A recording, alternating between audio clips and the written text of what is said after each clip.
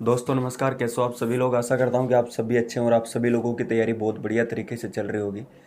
देखिए दोस्तों, ये वीडियो बहुत इंपॉर्टेंट आप लोगों के लिए, विशेष तौर पर जो दिल्ली पुलिस कांस्टेबल की तैयारी कर रहे हैं उन लोगों के लिए बहुत ही इंपॉर्टेंट ये वीडियो है। और मैं समझता हूँ उन सभी लोगों को ये वीडियो शेयर कर देनी चाहिए, आप लोगों को जो दिल्ली पुलिस कांस्टेबल की तैयारी कर रहा है। देखिए, इसमें मैंने कैसे कैसे तैयारी करी थी, किन बुक को मैंने फॉलो किया था। हालांकि मैं ऑलरेडी बता चुका हूँ बुक्स के बारे में, लेकिन एक बार फिर से मैं इसमें जिक्र कर दूंगा। कितने घंटे में पढ़ता था और किस तरीके से मेरा टाइम टेबल होता था, सारी चीज़ें मैं आपको इस वीडियो के माध्यम से बताऊंगा। जब जाके मेरे ओवरऑल 100 में से इतने नंबर आपके जो आपको दिख रहे होंगे थंबनेल पे, इतने सारे मार्क्स आए थे। तो इसके लिए मैंने कितने घंटे पढ़ाई करी, किस हिसाब से तैयारी करी, सब कुछ मैं आपको स्टेप बाय स्टेप बताता चला जाऊंगा। तो आप इस वीडियो को बिल्कुल भी स्किप नहीं करना है, पूरा समझना है, देखना है। और कहीं ना कहीं ये चीज़ें आपको भी अपनी स्टडी में फॉलो करनी चाहिए, उन टिप्स को अपनाना चाहिए ताकि आपको भी बेनिफिट मिले। दूसरी चीज़ देखिए, आपको फेसबुक पेज और टेलीग्राम जो है उन दोनों का लिंक डिस्क्रिप्शन में, आप उनको ज़रूर फॉलो करिए। देखिए, कुछ दिन बाद में मैं आपको कुछ करंट अफेयर्स या कुछ इंपॉर्टेंट फॉर्मूलेज वगैरह आपको प्रोवाइड करवाऊंगा इन्हीं दोनों प्लेटफॉर्म पे। आप इन दोनों को ज़रूर ज्वाइन करिए, आपके लिए ज़्यादा बेनिफिट रहेगा। और आप मेरे से पर्सनली बात कर सकते हैं, तो आप टेलीग्राम को उसको सॉरी इंस्टाग्राम को ज़रूर फॉलो करिए। आपके सवाल जितने भी हैं आप वहाँ पे पूछ सकते हैं, फेसबुक पेज पे भी आप पूछ सकते हैं, दोनों पे मैं रिप्लाई दे रहा हूँ। बाकी आप कमेंट में भी अपने सवाल पूछ सकते हैं, सभी के मैं रिप्लाई देता हूँ, आप खुद देख सकते हैं जाके। देखिए दोस्तों, होता क्या है कि आप बहुत मेहनत करते हैं, रात और दिन मेहनत करने में लगे रहते हैं, लेकिन आपको पता नहीं होता कि हमें एक्चुअल में मेहनत करनी कैसे है, कैसे अपने आप को एक सही डायरेक्शन में लाना है ताकि मैं सिलेक्शन ले सकूं। तो कहीं ना कहीं ये बारीकी जो जो चीज़ें हैं वो आपसे मिस हो जाती है, आप उनको भूल जाते हैं और आप केवल किताबों के रट्टों में पीछे पड़े जाते हैं। उसने भी बुक बता दी वो भी पढ़ ली, इसने भी बता दी वो भी पढ़ ली, लेकिन आपकी एक कमज़ोरी, देखिए मैं भी करता था और आप भी करते होंगे, कभी भी हम एक बुक को कंप्लीट नहीं पढ़ते और ये हमारी सबसे बड़ी कमज़ोरी है। हमें एक बुक कंप्लीट पढ़नी चाहिए। मैं तो बोलता हूँ कि आप 2 बुक पढ़ने से अच्छा है कि आप एक ही बुक को 2 बार पढ़ लें, ये आपके लिए ज़्यादा बेनिफिट रहता। और आज तक का इतिहास यही है, जितने भी लोग सफल हुए हैं आप उनसे ज़रूर जाके सवाल करिए, उन्होंने अलग अलग बुकें नहीं पढ़ी, उन्होंने एक ही बुक को 2 या 3-4 बार अच्छे से उनको घोटा है, पिया है, रटा है। देखिए, पीने का मतलब ये नहीं है कि आप किताब को पी जा, मतलब समझा है, चीज़ों को पढ़ा है, ठीक है। तो देखिए, मेरी रणनीति बताने से पहले आपको पता होगा मेरे 100 में से 78 नंबर थे, इसमें 1-2 नंबर मेरे और आ जाते और मैंने अपेक्षा भी करी, बट क्या हुआ कि टाइम की वजह से, आपको पता है 90 मिनट में 100 क्वेश्चन सोल्व करने होते हैं, तो टाइम की वजह से मैं 2-3 क्वेश्चन जीके के तरीके से नहीं कर पाया। कुछ करंट अफेयर्स के क्वेश्चन थे जो मेरे गलत हो गए। हालांकि 80 प्लस स्कोर हो सकता था, बट नहीं हुआ, लेकिन फिर भी मेरा फाइनली सिलेक्शन हो गया था। क्योंकि आपको पता है 100 में से 76 पे 76 पे ओबीसी की कट ऑफ लगी थी और 77 पे जनरल की कट ऑफ लगी थी, ठीक है। तो मेरे 78 मार्क्स थे, तो आप समझ सकते हैं फाइनल सिलेक्शन हो चुका है। तो अब आज देखिए मैं बताता हूँ फिर मेरी जर्नी, सब कुछ समझने वाली बात है। सबसे पहले तो मैं मेरी बुक्स आपको बता देता हूँ। देखिए, मैंने कुछ नहीं किया, एक तो आर.एस. अग्रवाल की बुक मैंने फॉलो करी थी, केवल एक बुक फॉलो करी थी। और मैंने कोई कोचिंग वोचिंग भी नहीं ली कि भाई मैं किसी कोचिंग में, क्या मैंने उन्हीं क्वेश्चनों को बारी बारी से निकाला, क्योंकि मैं मैथ बैकग्राउंड से था तो कहीं ना कहीं मुझे मैथ में बेनिफिट मिल गया था। तो आपको क्या करना पड़ेगा कि एक आर.एस. अग्रवाल की बुक आप अगर परचेज करना चाहे तो कर सकते हैं। देखिए, वो सफिशेंट होती है दिल्ली पुलिस कांस्टेबल की, आपको कोई किरण की या प्रीवियस ईयर के क्वेश्चन निकालने की इतनी ज़रूरत नहीं होती। 15 नंबर लाने के लिए आपको एक स्मार्ट रणनीति के साथ आप आर.एस. अग्रवाल बुक फॉलो कर सकते हैं, मेरा मानना ये है। बाकी आप अपने हिसाब से कुछ भी पढ़ सकते हैं। तो आर.एस. अग्रवाल की बुक मैंने फॉलो करी थी, उसके क्वेश्चंस मैंने लगाए थे, इसके अलावा मैंने कोई क्वेश्चंस नहीं लगाए अदर कहीं से भी, ठीक है। इसके अलावा रीजनिंग के लिए मैंने, हालांकि मैं आपको बताता हूँ कि प्रीवियस ईयर के क्वेश्चन लगाना चाहिए, लेकिन उस टाइम पे प्रीवियस ईयर के क्वेश्चन इतने मुझे मिले नहीं, क्योंकि मैं राजस्थान का रहने वाला हूँ तो वहाँ पे कई सारी चीज़ें होती है, नहीं मिल पाए। और तो इसलिए मैंने एक यूएस शेखावत की बुक किसी गुरुजी ने मुझे बताई थी, तो मैंने केवल वो एक बुक फॉलो करी थी, यूएस शेखावत की रीजनिंग की बुक। हालांकि अब क्या होता है कि यूएस शेखावत की जो रीजनिंग की बुक होती है उसमें वो छोटे एग्जामों के लिए सफिशिएंट होती है, लेकिन आपको ओवरऑल अच्छी तैयारी करनी पड़ेगी रीजनिंग के लिए। तो आप प्रीवियस ईयर के क्वेश्चंस या कोई अदर रीजनिंग की कोई भी बुक लगा सकते हैं। ज़्यादा प्रीवियस ईयर क्वेश्चनों पर ध्यान दीजिए, वो ज़्यादा फायदे में रहेगी, आपको एक आइडिया मिल जाएगा। आपको पता है पिछली बार जो एग्जाम हुई थी उसमें फिगर से रिलेटेड बहुत ज़्यादा क्वेश्चन थे, ठीक है। कई चैप्टर तो ऐसे थे जिनमें से एक क्वेश्चंस भी नहीं आए, ठीक है। तो मैंने वो बुक फॉलो करी थी।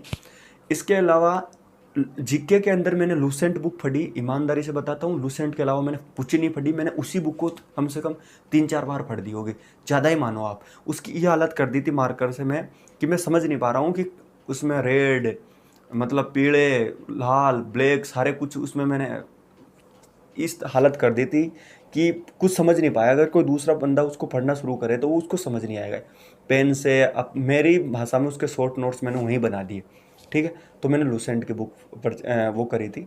इसके अलावा करंट अफेयर्स के लिए मैं क्या करता था, सबसे इम्पोर्टेंट, मैं करंट अफेयर्स को कभी हल्के में नहीं लिया।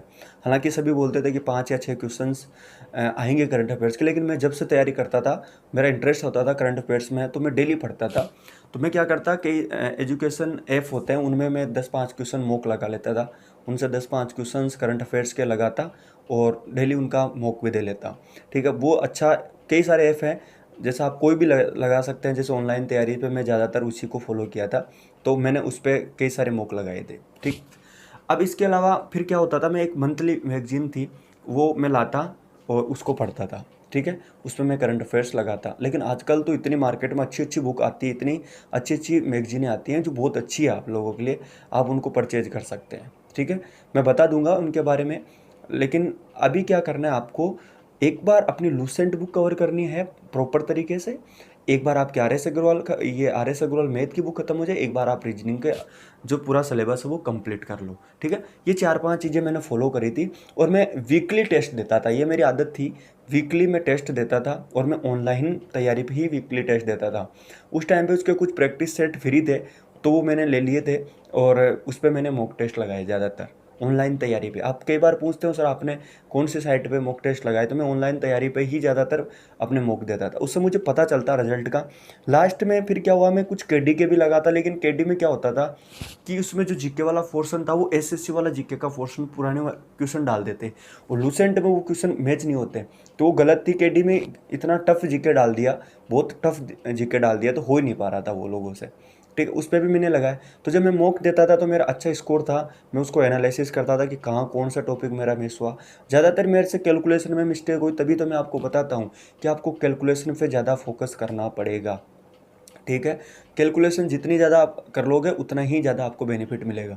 मेरे कॉन्सेप्ट ऑलरेडी सारे क्लियर थे, रीजनिंग में ऑलरेडी सारे कॉन्सेप्ट क्लियर थे, जीके में भी, करंट में भी, सब में सारे ठीक था। बस मिस्टेक होती थी मेरे को से केवल कैलकुलेशन में। मैं पास्ट करने के चक्कर में, क्योंकि टाइम कम होता है, 90 मिनट में 100 क्वेश्चन सोल्व करने होते हैं एक्यूरेसी के साथ में, तो उसके चक्करों में मैं पास्ट करता और वहाँ में कैलकुलेशन में मेरे ख़राब हो जाते। फिर मैंने इस पर बहुत ज़्यादा काम किया, तो कैलकुलेशन पर आपको काम करना पड़ेगा, ठीक है। तो ये कुछ इस प्रकार से मैंने बुक फॉलो करी थी। अब मैं पढ़ता कैसे था, कैसे मेरा क्या होता था, देखिए मैं रात को बिल्कुल भी नहीं पढ़ता, मेरे से रात को अभी भी पढ़ाई नहीं होती, मैं ओनली दिन में ही पढ़ सकता हूँ। रात को मेरे से कई लोग ऐसे होते हैं जो दिन में सोते हैं रात को पढ़ते हैं, लेकिन मैं ऐसा नहीं था, मैं केवल दिन में पढ़ता था।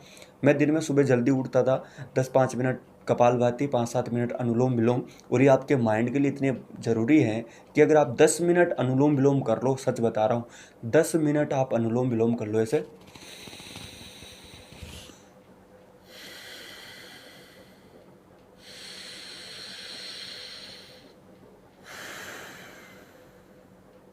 इतना ज़बरदस्त है, माइंड एकदम शांत हो जाएगा आपको, और आप जो भी चीज़ पढ़ेंगे आपको तुरंत याद हो जाएगा। कई बोलते हैं ना जी हमें तो याद नहीं होता, हम तो सारी चीज़ें भूल जाते हैं, ये कर लो ये हो जाएगा।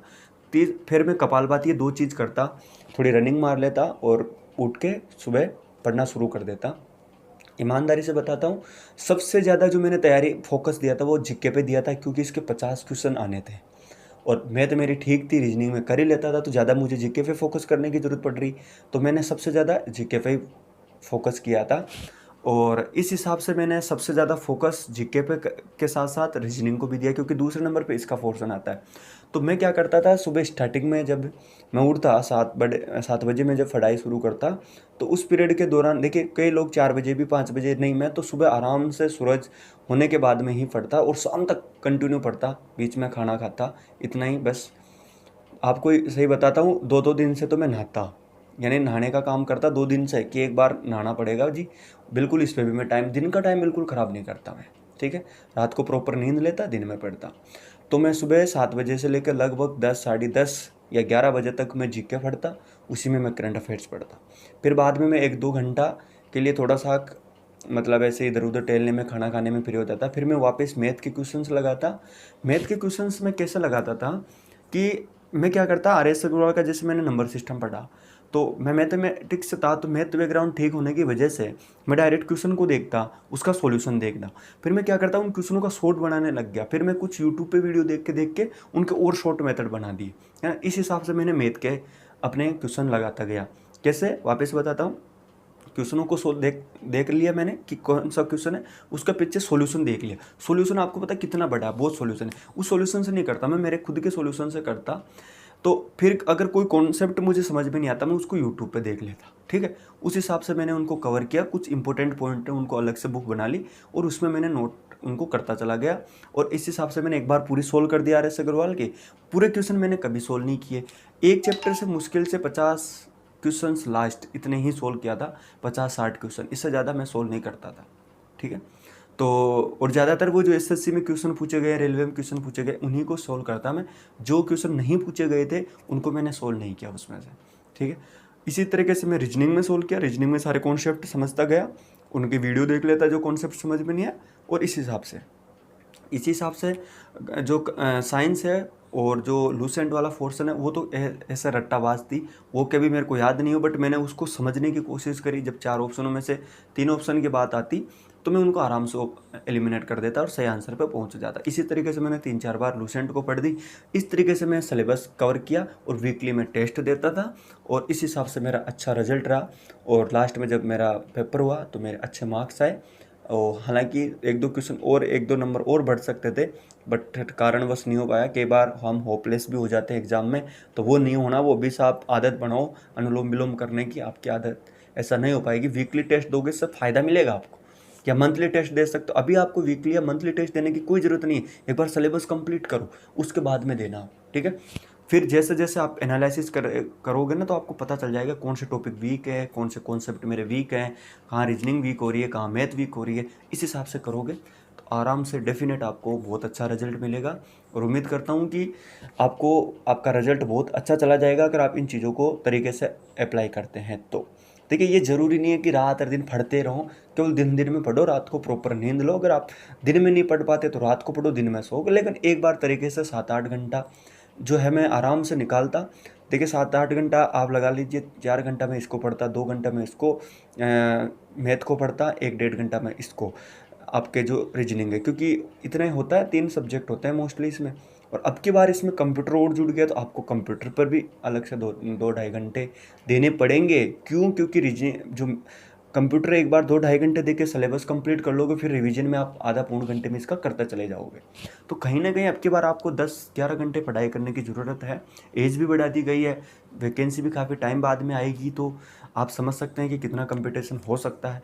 तो ये सारी चीज़ अभी से आपको फॉलो करनी पड़ेगी और खुद की रणनीति बनाइए, कभी भी दूसरों की रणनीति पे टिके नहीं, ठीक है। मैंने किसी की रणनीति को फॉलो नहीं किया था, मेरी खुद की थी, और मैंने इसी तरीके से पढ़ाई करी थी। और मैंने ये सोच के पढ़ाई करी थी कि एक बार चाहे जॉब लगूँ या ना लगूँ, लेकिन एक बार इतनी मेहनत कर लूँ कि लास्ट में मुझे ये पछताना ना पड़े कि यार काश मैं उस दिन मेहनत कर लेता, ठीक। तो ये मेहनत आपको ऐसी करनी है। एक बार झोंक दो अपने आप को, एक बार झोंक दो, सफल हो जाओगे, सच बता रहा हूँ। एक बार झोंक दो तन मन से, ठीक है। चलिए, इस वीडियो में इतना ही। अगर आपको अच्छा लगा तो चैनल को ज़रूर सब्सक्राइब करिए, इसको शेयर भी करिए, लाइक भी करिए, कमेंट भी करिए, ठीक है। तो दूसरे वीडियो में मिलता हूँ, तब तक के लिए जय हिंद, वंदे मातरम।